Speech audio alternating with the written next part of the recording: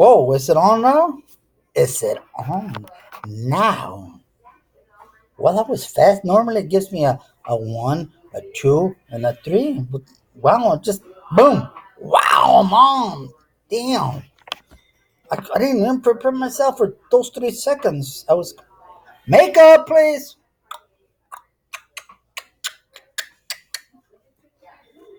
All right. Hi. I got a thought that just crossed my mind right now. Today's not Mother's Day.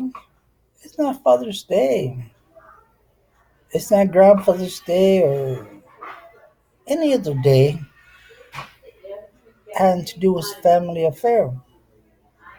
Sly and the Family Stone used to sing a song. It's called "It's a Family Affair." It's a family affair. But I'm not here to sing to you because if you want me to sing to you, you got to put some money in the container. Drop your money in here. There's this little slot right there. See, drop your money in here. Drop your dollar bills. I want to talk to you about family, about how sometimes we distance ourselves from family. I say we. I have to use the first person in this case because I did distance myself from family. There was a girl that broke my heart, and I just took off, wandered around in different places. So, my family was not what my first priority. My family, I mean my brother, my cousins, and my grandmother. I grew up with my grandmother, and part of the time, most of the time was my aunt, my tia Bebe, Maria.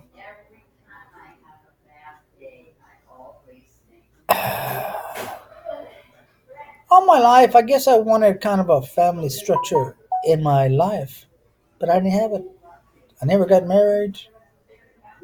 Uh, that I know of, I don't have no children of my own that I know of. Hey, you look like me. No, just kidding, man. Damn, come on. But I'm right here in the nursing home. So if you hear voices, which I hear all the time, voices. What? What did you say? Um, it's there outside. This place is beginning to get a little bit too chaotic for me. But is it for me or is it just me that doesn't want to assimilate with other people? See, I'm getting a little bit off the topic. I came to talk about family. Family is the mom and dad, and they have a child. So that's constitute a family.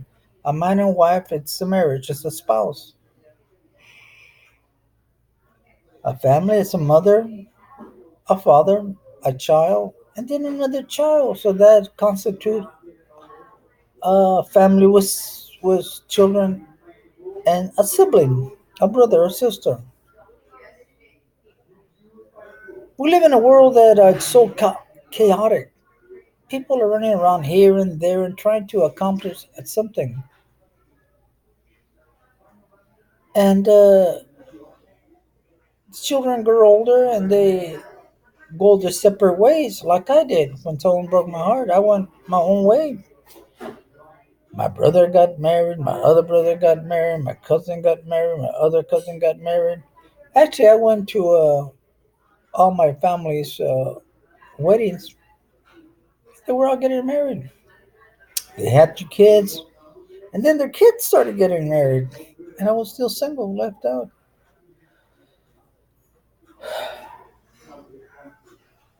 But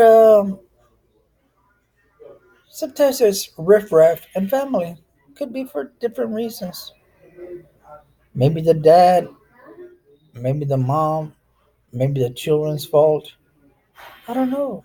But we live in a world where we're so sensitive to things. Our feelings get hurt. for one reason or another. Or maybe the mom or the dad still wants to treat the child as the child was still their baby.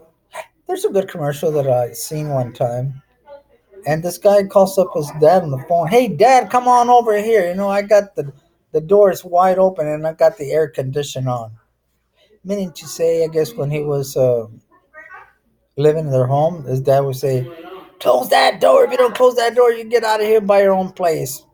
You know, could have been he was 6, 7, 10, 18 years of age. Maybe 18, 19. Ooh, my head scratched. But people want to do their own thing and children want to prove to their parents that they can do it. Sometimes a parent may get a little bit too involved with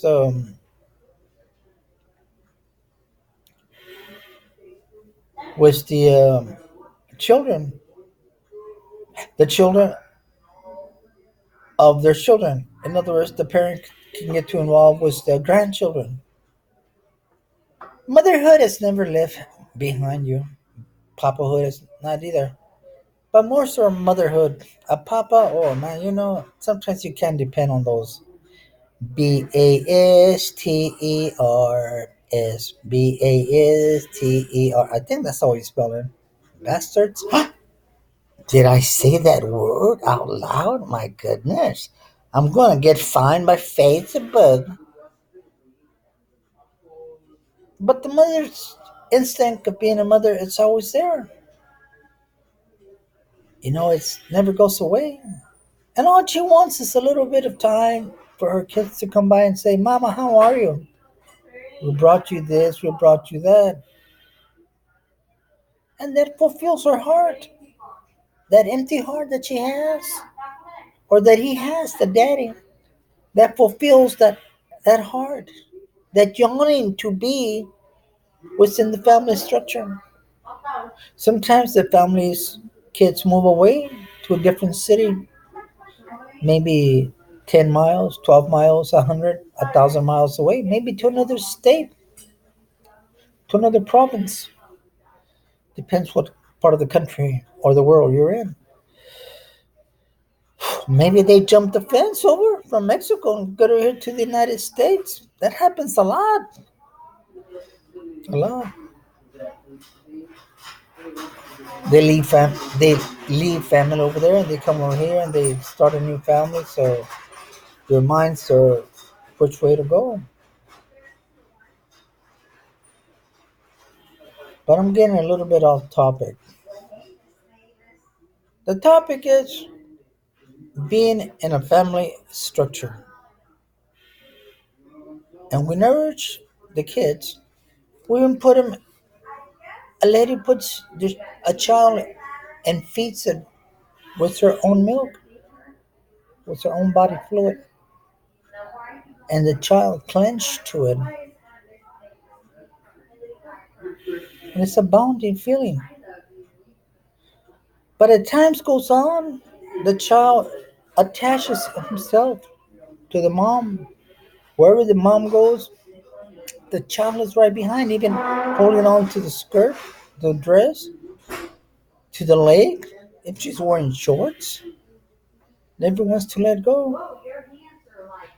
But the child grows up and he becomes independent. Mommy, I can do that myself. I can cross the street by myself. I can put on my pants by myself. Look, mommy, I can put my seatbelt on. Might be crooked, but they put it on. Oh, good. So at times the child wants to prove to the mom that they can do it. Let's Let me touch on that. Wants to prove to the mom that they can do it. What good is it if a son or daughter to go out to a university and try to prove to their mom or their dad, their grandmother, whoever brought them up, that they did it when they're thousands and thousands of miles away, maybe 7,000 miles away in a different country, and they only see each other maybe once every 5 years, 10 years, 15, maybe 20, because they're proving to their parents that they can make it. But what better proof is it to show your gratitude for your parents, to the one that raised you? Because at times we don't know if it's a mom or a dad or on, than to be there for them. You could be thousands of miles away. Now with the new technology, you can just call them up and chit chat. It doesn't even cost a dime. That's what's so surprising about this new technology to me. I chit chat with people across the world this morning. I think I chit chatted with someone from Saudi Arabia. So there's no excuse for that, for the child not having in contact with the parents. Unless there's something that happened in between. But what's the remedy? What's the remedy if the mother wants to be overprotective of the kids and doesn't want to let go? What is the remedy? I don't know. All I do know is that this topic doesn't belong to moi, to me. That's French. For up you don't know French, moi, moi, moi, moi, moi, moi, moi, moi, moi. Let me take a drink of cold. Now it's hot. Now it's cold. On the Alexia, I'm talk backwards. But it used to be hot this morning. Ooh, it was hot. This thought is not adequate. It's not suitable. It doesn't belong. I have no knowledge of it because I never been in a family structure. I never been married, no children, no nothing of that. I avoided that.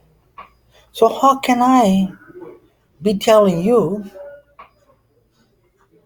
about a situation like that?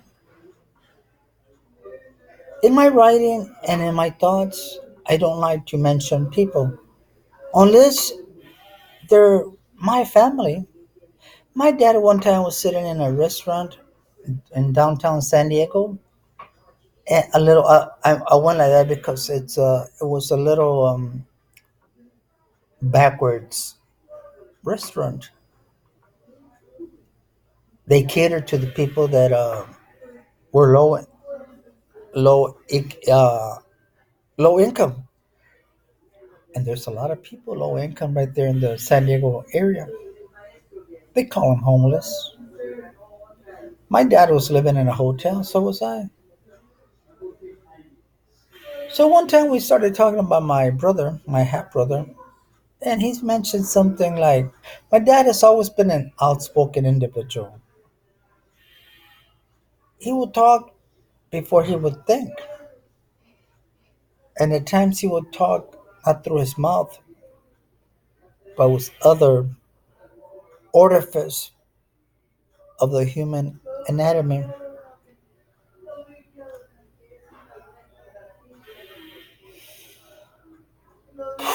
Okay, you get the message? Thank you. And he said, well, how do you know? You never been married, so you don't know anything about that. Oh, it hurt me. Hurt me not that much, but I consider the source where it was coming from. My cousin Joe told me, always consider the source who's telling you this. May he rest in peace, Joe. Both of them are named Joe, so they're both resting in peace.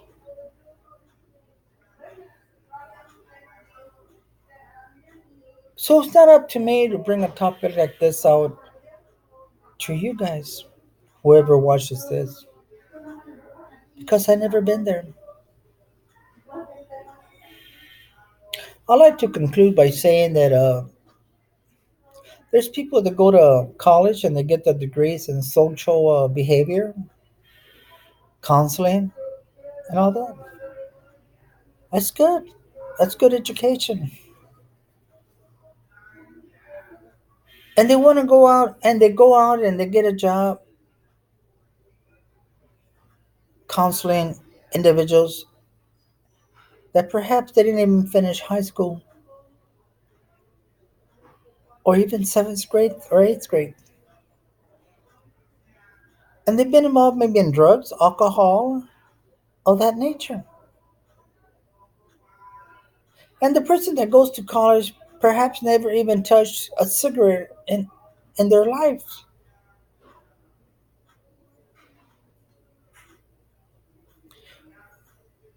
Yet, on the other side of the street, we'll call it Street Broadway, there's an individual. Maybe he works for an organization, maybe a church organization, maybe the community organization, or maybe he does it on his own. He goes and he talks to people maybe that are in rehab places. Detox is a place where people are drunk and they go to get a detox. Maybe he goes over there because he belongs to the membership of ANA, Alcoholics Anonymous Association, ANA. And he talks to them and he tells them, you know what? I was that way before, but that life wasn't taking me any place. Maybe in the other side of the rooms, those rooms are big because they have cots and everything, places where people go to detox.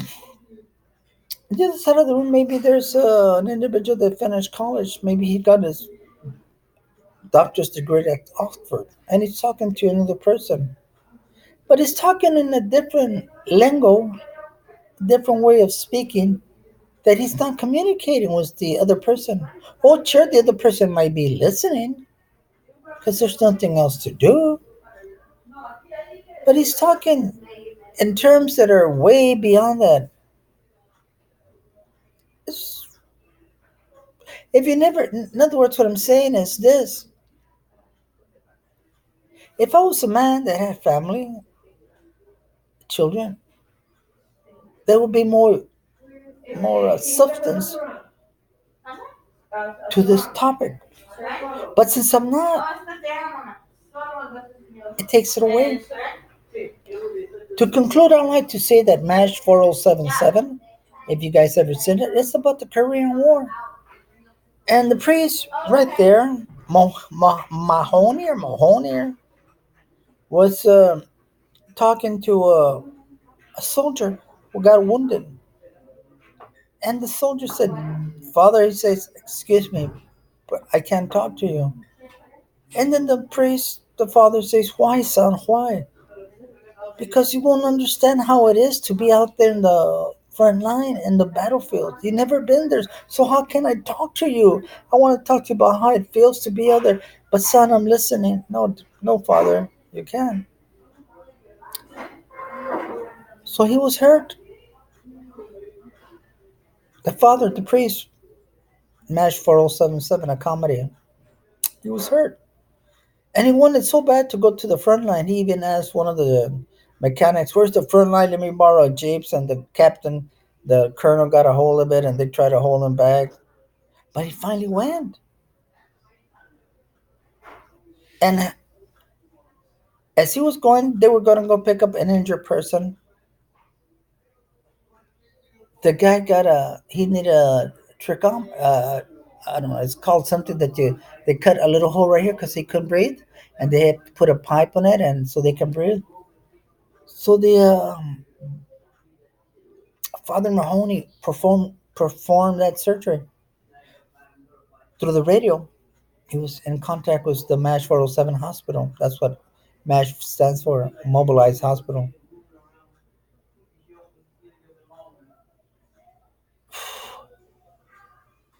I don't know why I get so emotional in my old age. Oh, gotta finish.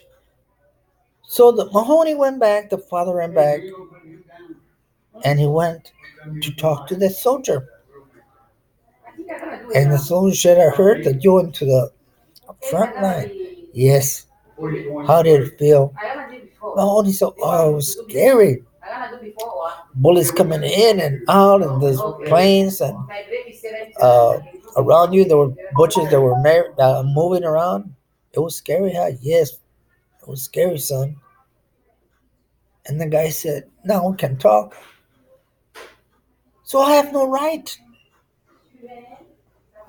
to present to you this thought. No right at all. No right at all. But I'm still presenting it to you in hopes that you will see from a different perspective of a single man that appreciates maybe a family. Okay, thank you.